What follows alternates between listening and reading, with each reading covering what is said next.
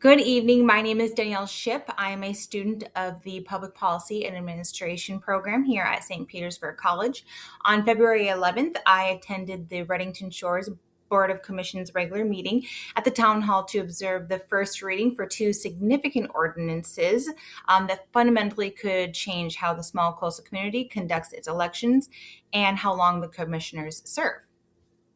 My case study focuses on Ordinances 2026-01 and 2026-02, a pair set of proposals for election timing and term length reform in the town of Redington Shores.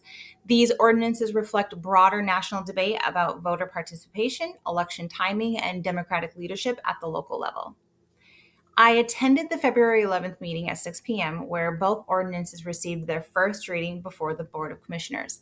I also conducted an expert interview with Margaret, Carey, the town manager, both before the meeting, during the meeting, and then following up after the meeting on March 3rd, which you will hear about more later.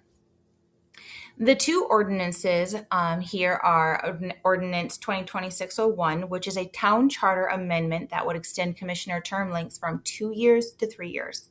Because it amends the town charter, it requires a voter approval and would appear on the November 2026 ballot. Ordinances 2026-02 would move the town's elections from March to November and aligning them with state and federal races. This is what we call on-cycle elections. This one can be passed directly by the commissioners under the Florida's Home Rule Authority without referendum.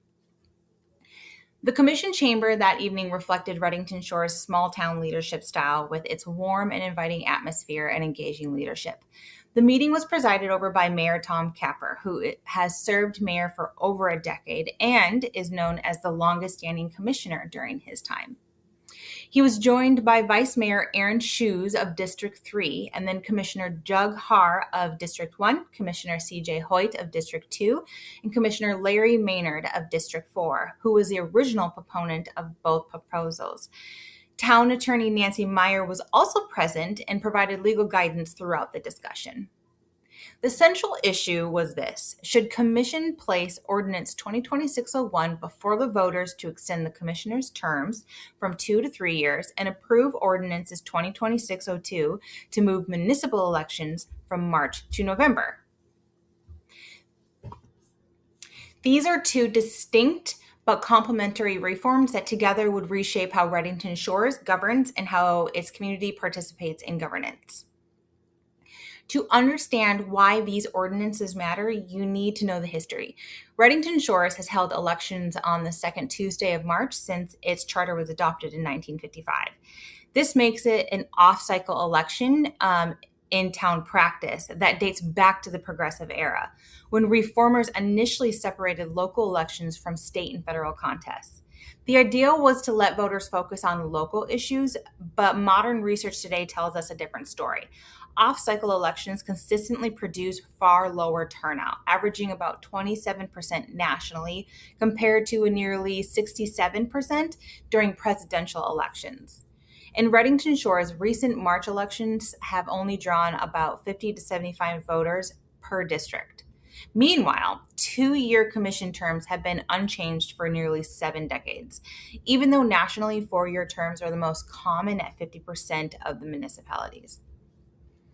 The legal authority for these changes operate at 2 levels. At the local level, the town charter establishes the governance structure. So Section C-5 creates the Board of Commissioners and sets 2-year terms, while Section C-10 sets the March elections. At the state level, 3 Florida statutes provide the authority. Section 166.03 requires that charter amendments go to referendum, which is why Ordinance 2026-01 needs voter approval for the upcoming November ballot. Section 166.021 grants municipalities broad home rule authority to set election dates and adjust terms. And Section 101.75 reinforces that municipalities set their own election dates by ordinance, even when those dates are already specified in their charters. But this is the key legal distinction. The Ordinance 2026-01 must go to voters because it changes the charter.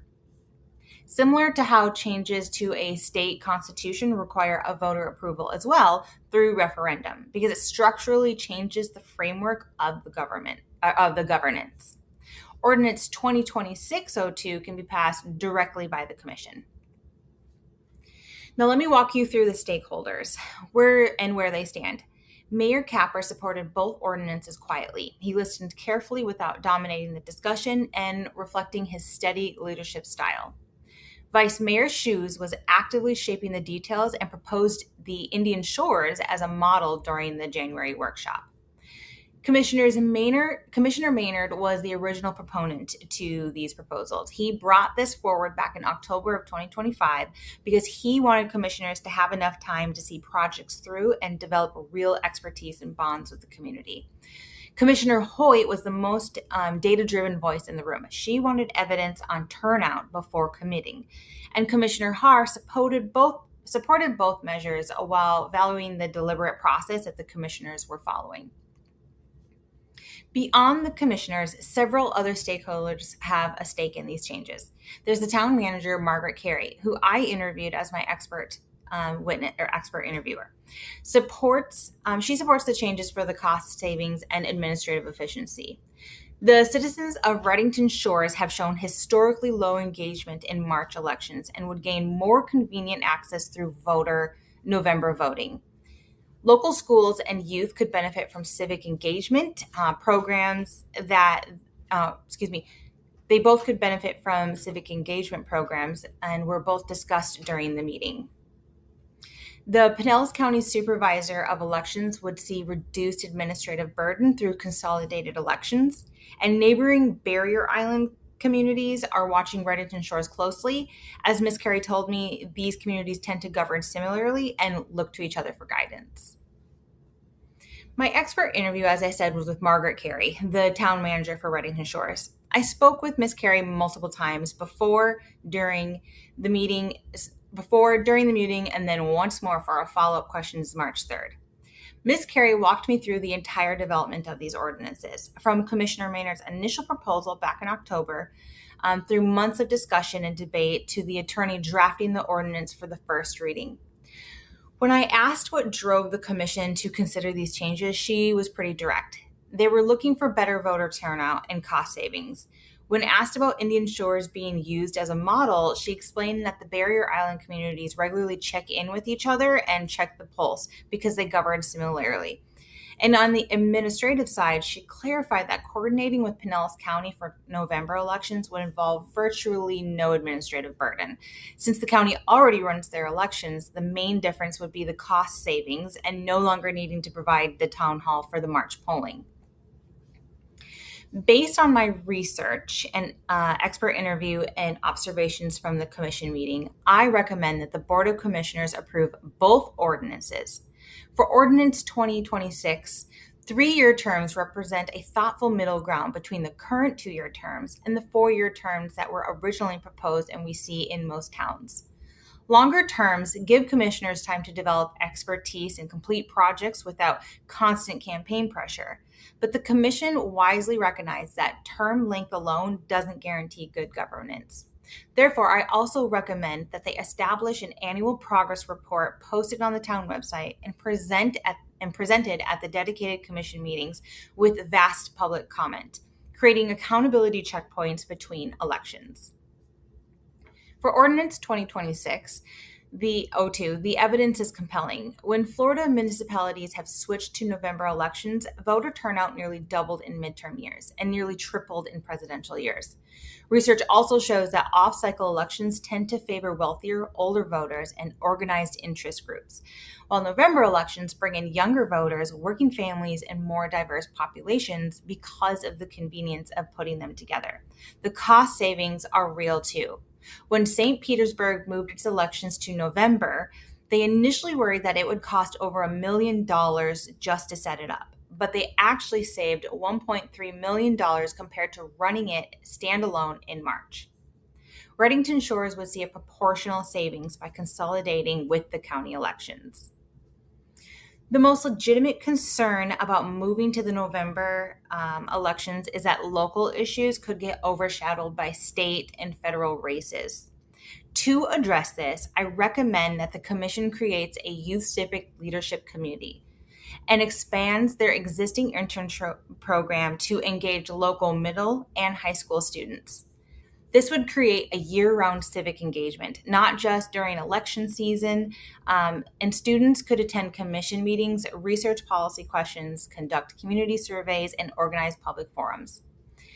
To me, this isn't just about addressing the visibility concern, it's about developing the next generation of voters and community leaders. And it centers around nonpartisan civic education and critical thinking, not just political advocacy. To close, I'd like to share my presentation to the Redington Shores Board of Commissioners on February 11th of this year, 2026. The experience was like no other. With such kind and engaging leadership, they actively listened and asked for my insight and opinion on the matters they were previously concerned about.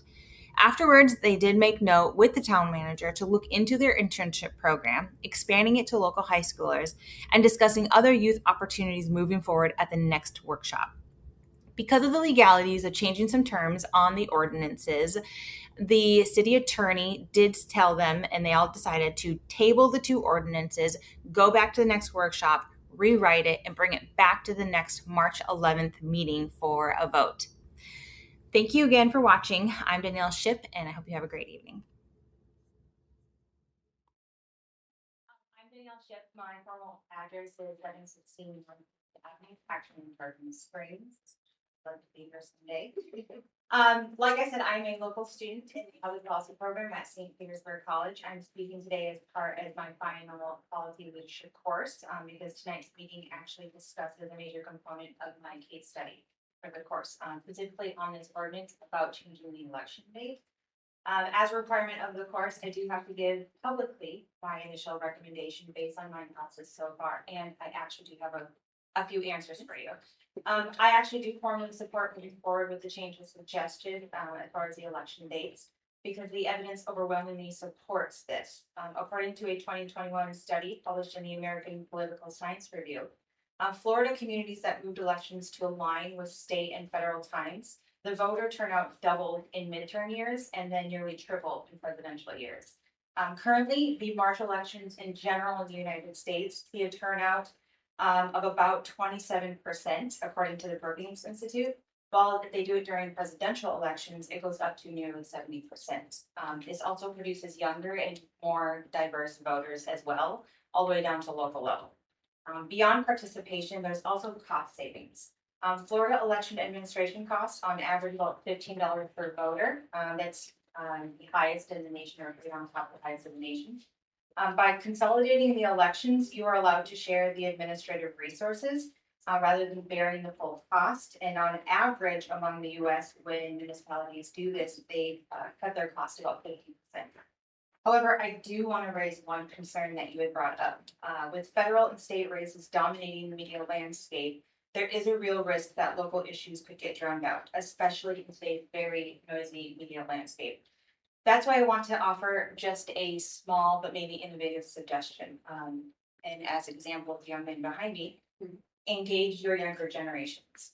Partner with local middle and high schools, such as civic and history classes, Boy Scouts, Girl Scouts, rising student government bodies, offering opportunities for volunteer hours needed for the Hope Scholarship or other scholarships that Florida offers for students.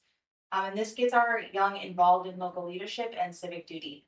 Have them volunteer with willing commissioners, city admin, creating grassroots initiatives that help the community outreach, and educating the community on local ballot issues. Plus, you'd be surprised how innovative and engaged this next generation wants to be, especially a mother myself and a 14-year-old who says that he will be one of Florida's senators one day. Look for his name, Gabe Call. Remember that. This serves two purposes. It prepares our young for civic leadership, and those students may have parents and family who are local voters. Today, I'm challenging you to think beyond just the adults in this room and consider who's coming up behind us. With all this being said, I want to end by telling you something that my grandmother used to say to me as a kid, something that I repeat on loop to my children. I was told growing up that Betty White's character in the Golden Girls was based off of her. Our goal on this earth is to plant and nourish as many trees as we can, to which the shade may never feel. Great information. Thank you.